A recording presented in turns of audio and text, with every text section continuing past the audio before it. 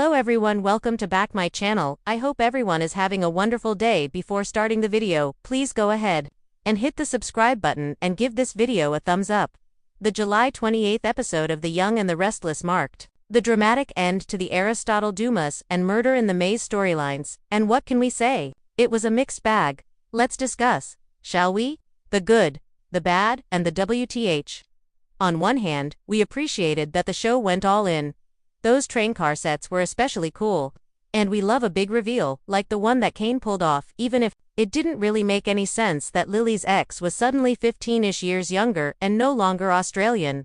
On the other hand, we've gotta ask, is a murder mystery still a mystery when it's obvious from the start who the killer has to be? There was only one real suspect, the weird new expendable character. Case closed. And why was Kane sure that someone was going to try to off him? Everyone that he trapped on that mountain was pissed at him, who wouldn't be, but never, homicidally so. We're also curious about what we were told would be massive, like nothing else in daytime. Maybe massive describes the gamble that Young and Restless took, and we've gotta always applaud a big swing. But like nothing else in daytime, the hedges, maybe. 2-for-1 deal on legacy characters. We were also befuddled about the fact that the show bumped off Damien after retconning Amy's history. Recasting and reintroducing her just to give Nate a half-brother. For what? A few months? Seems like a lot of work to bring on a character for whom the show had no long-term plans. As for killing Chance, why? Why? He wasn't exactly in the thick of things, story-wise. So wouldn't it have been just as easy, and perhaps shrewder to have him leave town so that he could be brought back in a few years? Then again, we do always say, shock us, damn it. And it was a shock that Young and Restless would send Chance to the grave, rather than say, Peoria.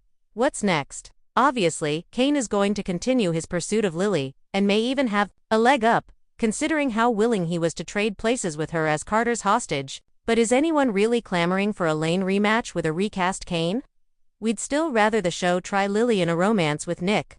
But after the July 28th episode, it's pretty clear that it's gonna be Schick all the way. Beyond that, we have in store more business shenanigans, with Billy betting big on Kane as his best chance to reclaim Chancellor. Personally, I'm not a fan of corporate intrigue. I just don't care which Genoa City suit is sitting in which corner office. But perhaps this will be the storyline that surprises me. The Young and the Restless just wrapped up what may be its most ambitious storyline in decades. The glamorous, blood-soaked saga of the Marseille murders. Set against the glittering Riviera coast, with wine cellars doubling as dungeons and luxury yachts hiding deadly secrets.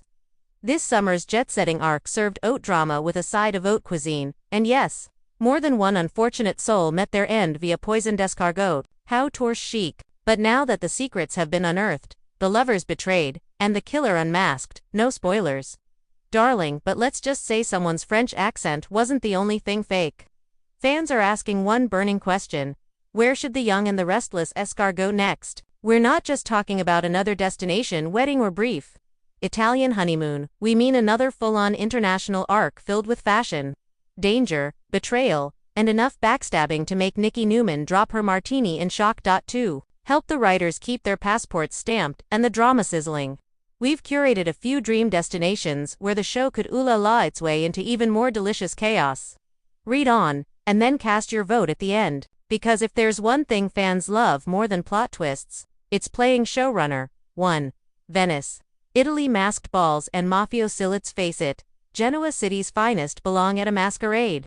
Picture this, Victor and Nikki attend an elite charity gala during Venice's carnival, unaware that Jack and Diane are lurking behind gilded masks, and that one mask hides a contract killer sent to silence someone forever. Meanwhile, Kyle gets swept into an international tech deal with shady implications. Phyllis is convinced she's found a long-lost cousin running a gondola business. And Summer discovers the DOJ's palace has a secret tunnel leading straight to a room filled with Jabbo knockoffs. Add in a dash of mafia intrigue, a priceless stolen painting possibly featuring Ashley in her youth, and one tragic gondola crash. And you've got a storyline worthy of 10 Emmy reels. 2. Kyoto, Japan. Secrets in the Sacre. Let's slow things down, but not the suspense. Imagine Lily and Devin invited to a tech conference in Kyoto, only to discover the keynote speaker is none other than a supposedly dead Chancellor family cousin, now living under a new identity, Abby. hoping to revitalize her career with a world-class restaurant venture, comes along and soon finds herself caught in a culinary war between rival sushi empires, both of which claim ties to the Winters family fortune. Meanwhile, Billy stumbles upon an ancient scroll hinting at a Newman family ancestor who once lived in Japan. But someone's willing to kill to keep that secret buried. All of this unfolds against cherry blossoms, tea ceremonies, and one geisha-themed spa night that turns into a murder scene. 3. Marrakesh, Morocco, Mirage, or Murder. In Morocco, everything shimmers: the sands, the souk, the secrets. Alina and Nate are on a romantic getaway in a riad when they discover their host is an old flame of Nate's, one with a very suspicious interest in medical tech patents. Before long, they're drawn into a deadly game involving smuggled data, diamond rings with tracking chips, and a mysterious desert cult that believes Sharon is a reincarnated priestess. Meanwhile, Chance, investigating a security breach linked to the U.S. Embassy, finds himself handcuffed, literally and emotionally, to a French-Moroccan detective who may or may not be related to the Marseille killer. And what's that? A royal wedding invitation for Victoria. With a groom who's been married 5 times, 3 of them 2 women who vanished. We call this storyline Casablanca Noir meets Indiana Jones in Louboutin's. 4. Transylvania, Romania, a love that bites. You knew it was coming. After all, it's not a soap if someone doesn't return from the dead again. So what if the next arc leaned all the way into the Gothic? Adam, brooding after yet another tragic breakup, heads to Romania to find himself sulk in a fog-covered castle. But what he finds instead is a centuries-old estate supposedly owned by an immortal count, who bears an uncanny resemblance to Cole Howard. Sharon gets a premonition, Nikki sees ghostly visions of her younger self, and the locals speak of a curse involving a bloodline that connects the Newmans to an ancient Romanian family, one that may hold the key to curing a strange illness spreading through Genoa City. Also, Phyllis becomes a vampire. For like 3 episodes. She bites Tucker, but he likes it. Is it supernatural? A hoax? A psychological thriller? That's up to the writers and you. 5. Seoul, South Korea pop stars and power plays. Time for something fun, fast, and neat. After Dominic wins a baby modeling contest, yes, it's a thing, Abby is approached by a talent scout who wants to launch a new Manabit fashion brand in Korea.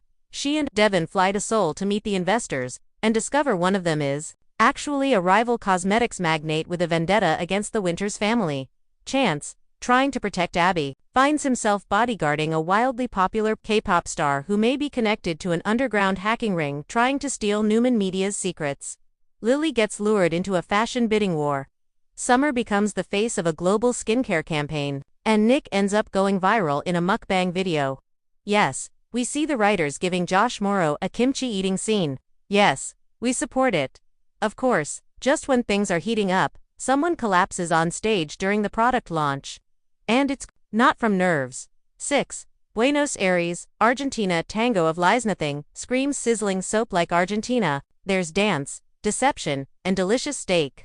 Elaine is invited to speak at a global medical summit, but when she arrives, her hotel reservation is mysteriously cancelled, and she's redirected to an old estate where she meets a charming doctor with ties to her late father. Back in Genoa City, Victor receives word that an old business partner presumed dead is alive and living under a new name, and guess what? He's also in Buenos Aires.